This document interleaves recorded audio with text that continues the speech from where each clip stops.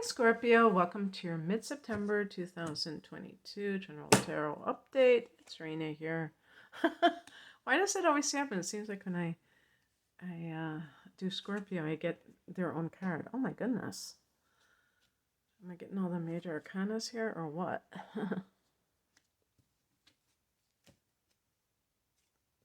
But I like I do like the depiction of the death card in this Cosmic Slumber deck because it's more colorful. It's not so ominous. So you got 3 out of 6 are major arcana cards. Pretty impressive. So the heart of the matter is the death card. That is Scorpio's card. And what is Scorpio? What is the 8th house that Scorpio represents? One of the main themes is transformation, which is why death is assigned to this house. But the real meaning of transformation is personal alchemy, evolution, that kind of inner work that the person is doing. And this is my own personal opinion about that, is I don't feel that it's just like this work. It's like this. I mean, it can be, there could be like different tools that you use, but I think ultimately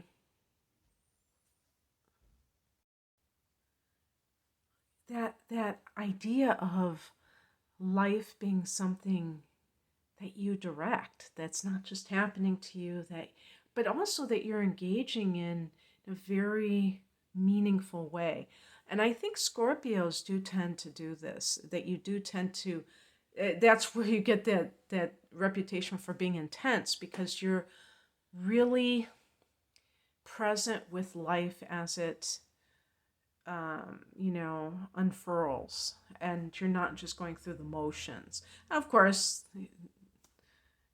mileage may vary, but I really feel like the average Scorpio person is tuning in at a deeper level.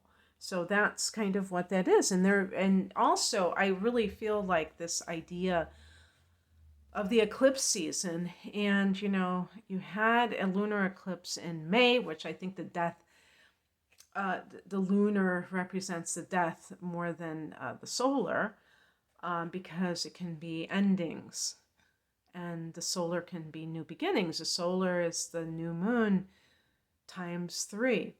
So you're going to have a solar eclipse in October, but as astrologers may tell you, you can feel it earlier, maybe in September sometime.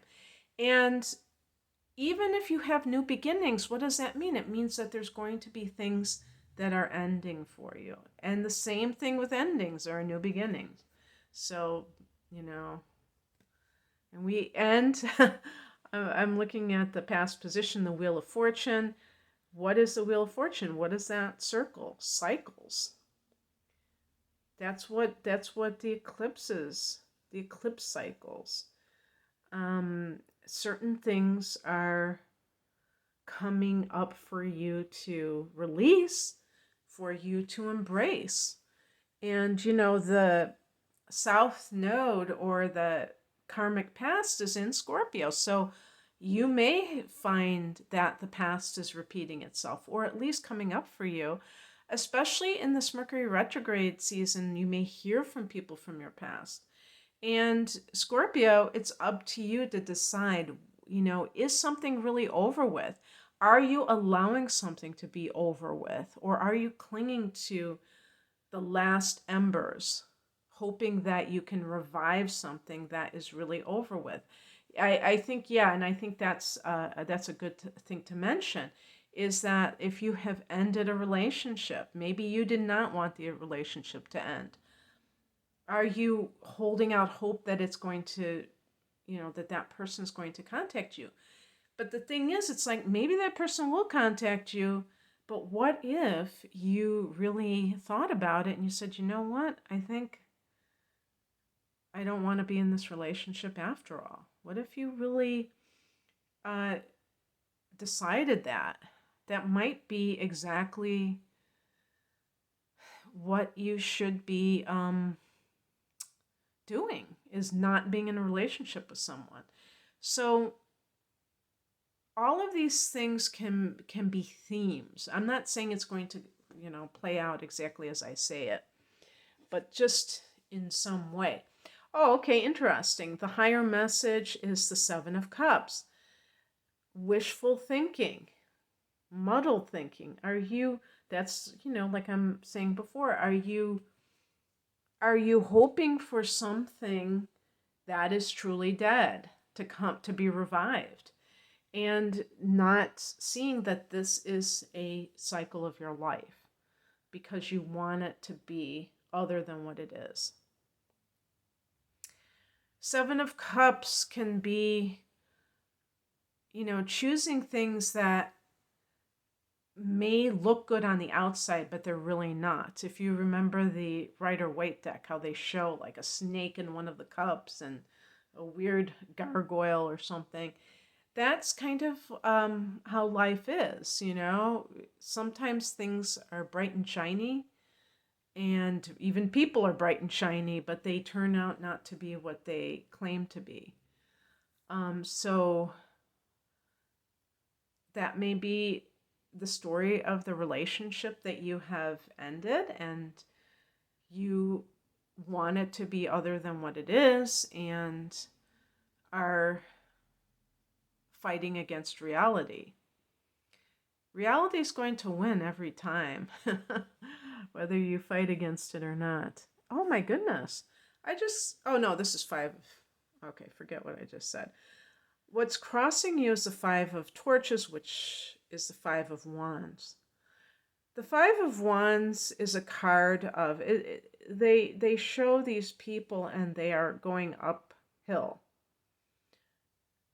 And going uphill implies that there's like this struggle.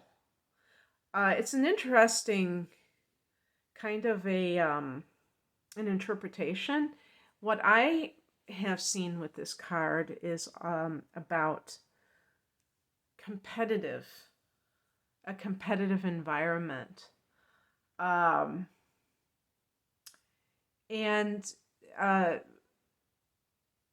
in the challenge position, it can be, maybe it's a toxic environment, or also can be like conflict. So if you have been in a relationship that has been full of conflict and you've been in denial over that, you have been trying to make it seem as if it's not as bad as you're characterizing it as.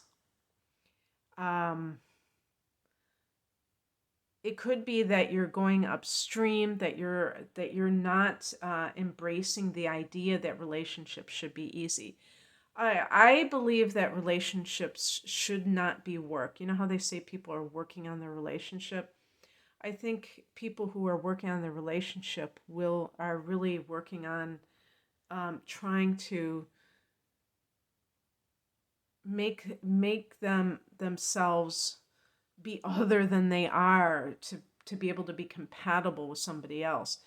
And I'm not saying that we never have to evolve in relationships.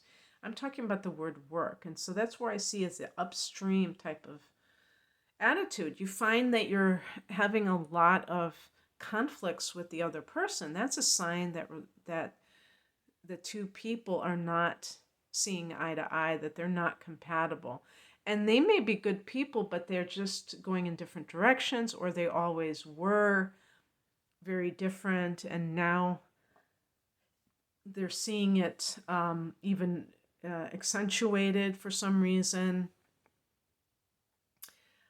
Or in the workplace, that you begin to see that it isn't really supportive of the individual. It's more like pitting one person against the other person, and you don't like that dog eat dog type of environment, then you know that it's over.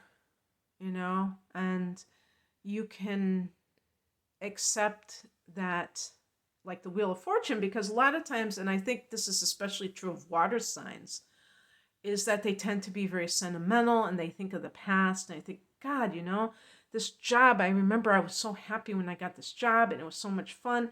And maybe there were people that you worked with who are no longer there. And then it kind of started sucking. Or you have new management and that started sucking.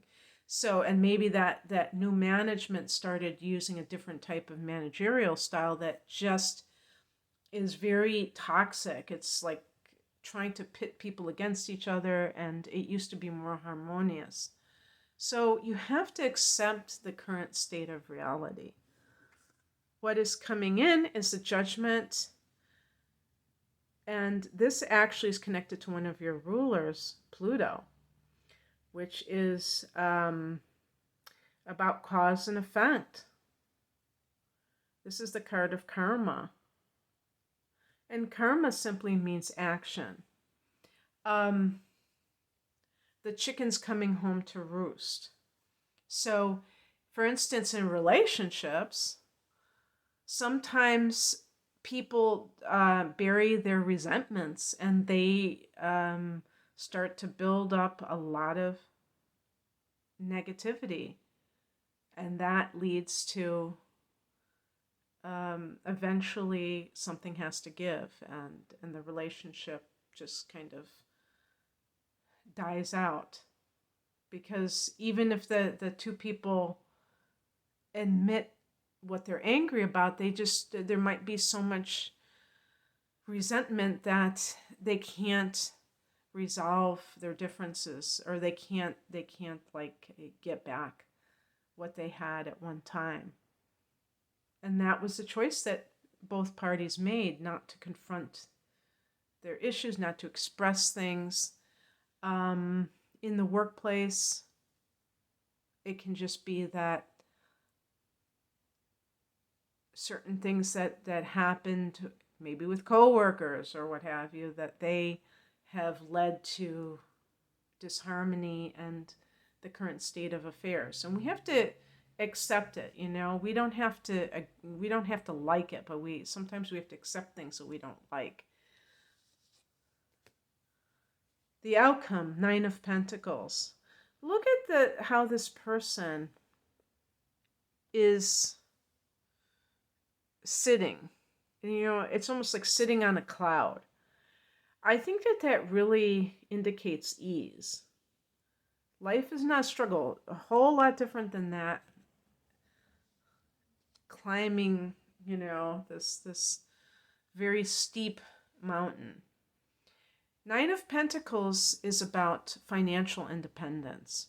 This could be suggesting, Scorpio, that you have what you need as buffer to make this transition. If you're moving away from a job, if you're moving away from a primary relationship.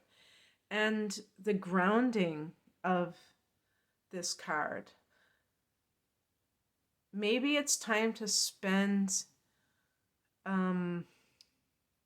solitude in nature. Number 9, this idea of the spiritual. In the major arcana, the card that is connected to 9 is the Hermit. Tapping into the material side of life, but natural things as well. Feeling supported by the universe, not needing something outside of yourself. And that's how you feel that sense of life as it goes through its cycles.